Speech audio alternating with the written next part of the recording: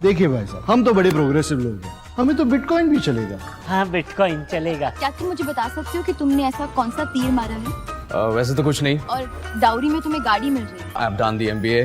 इस वक्त की एक बड़ी खबर मध्य प्रदेश से। सब कुछ ठीक ठाक चल रहा था कि इसी दौरान कुछ ऐसा हुआ कि दूल्हे मियां सलाखों के पीछे पहुंच गए। दूल्हे को दुल्हन के परिवार वालों ने मारुति बलेनो बतौर दहेज दिया था, लेकिन दूल्हे को चाहिए थी स्विफ्ट डिजायर।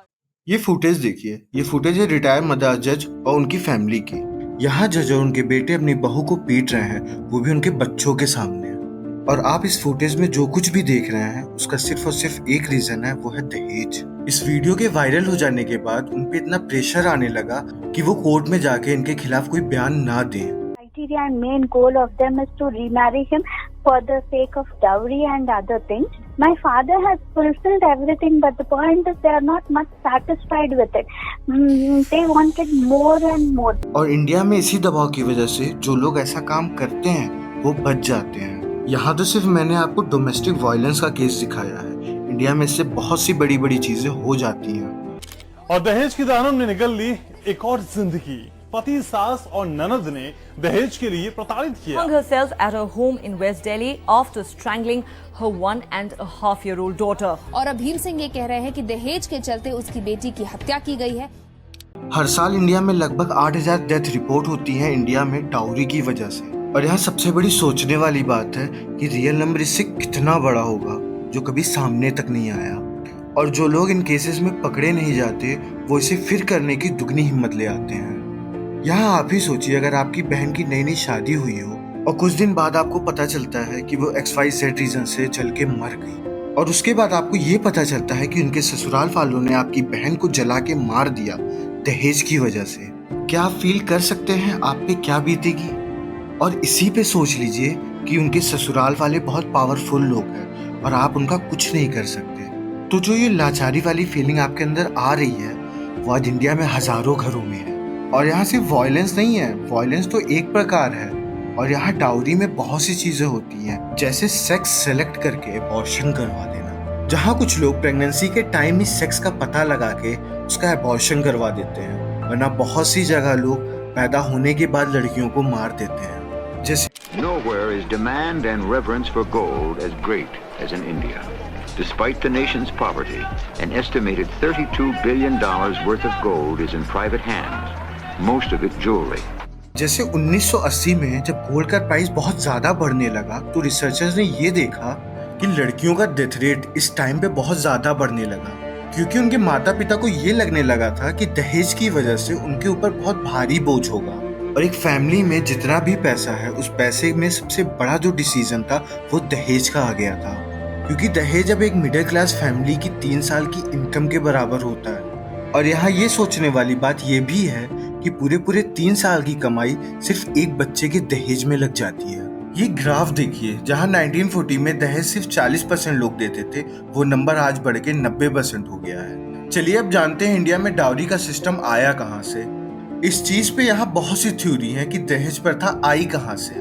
उसमें से सबसे फेमस थ्योरी है कन्यादान के रूप में, जहाँ हिंदू फैमिली अपनी बेटी की शादी में उसे कुछ दान देते हैं, क्योंकि उनकी बेटी को जायदाद से कुछ नहीं मिलता। उस टाइम के ट्रेडिशन के हिसाब से बेटियों के पास कोई लीगल राइट्स नहीं थे, इसलिए उन्हें कंपनसेट करने के लिए उन्हें दहेज दिया जाता था।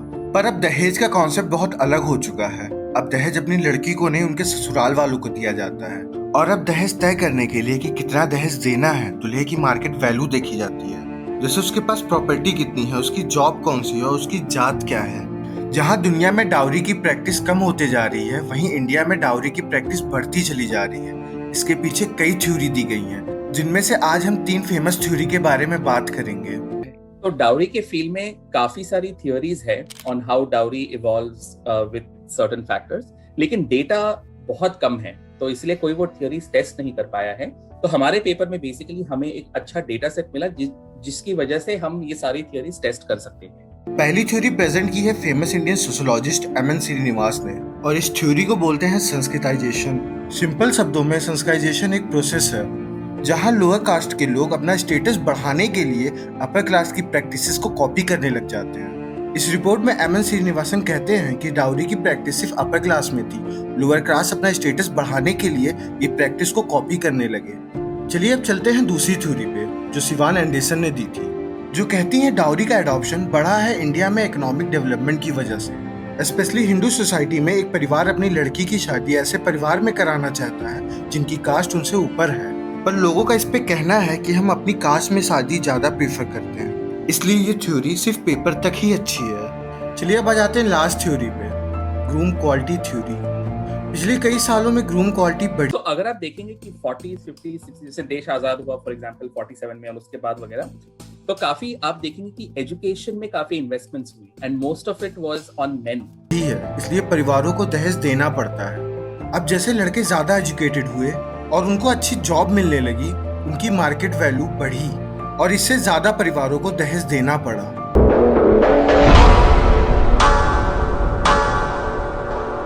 जैसे हमने देखा कि ग्रूम क्वालिटी बढ़ने की वजह से दहेज बढ़ रहा है। पेपर में हमने मेल एजुकेशन पे फोकस किया है प्राइमरीली क्योंकि हमारा डेटा वैसे स्ट्रक्चर था, लेकिन जो 80s 90s के बाद इंडिया में जो फीमेल एजुकेशन की जो अचीवमेंट्स हुई है, that could be a potential solution to reduce. वैसे ही हमें अपनी लड़कियों की क्वालिटी बढ़ानी होगी, उन्हें हाई एजुकेशन दिलानी होगी, उन्हें एक अच्छी जॉब दिलानी होगी जिससे वो इस समाज से निकल सकें, वो अपने खुद के पैरों पे खड़ी हो सकें। और इन सब के बाद भी हमें अपनी सोच बदलनी होगी क्योंकि डाउरी ना देने से बहुत घातक परिणाम सामने आते हैं। जैसे कि मैं इस वीडियो में आपको बताया कि क्या क्या होता है अगर डाउरी ना दी जाए तो। और बहुत से रिसर्च में ये भी देखा गया है कि जो महिला अपने साथ बहुत सी डाउरी ले जाती है अपने ससुराल, उसके ससुराल में उसकी इज्जत उतनी ही बढ़ जाती है। और ये सोच हमें लड़की के घर से स्टार्ट नहीं करनी, हमें अपने घर से स्टार्ट करनी है।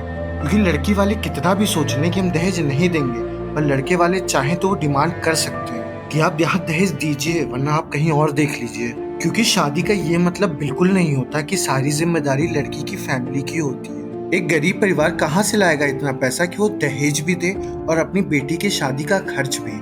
और आपके लिए कितनी शर्म की बात होगी कि आप किसी फैमिली से अगर कुछ ऐसा ले लिए जिसका लोन वो अपनी भूख मार के दे रहे हैं। क्या आपकी सच में इतनी बड़ी हैसियत नहीं कि आप कोई चीज अपने पैसों से खरीद सके, किसी पे डिपेंड ना हो। चलिए वीडियो भी यहीं खत्म करते हैं। अगर ये वीडियो थोड़ी सी भी इंफॉर्मेटिव लगे तो सब्सक्राइब जरूर कीजिएगा।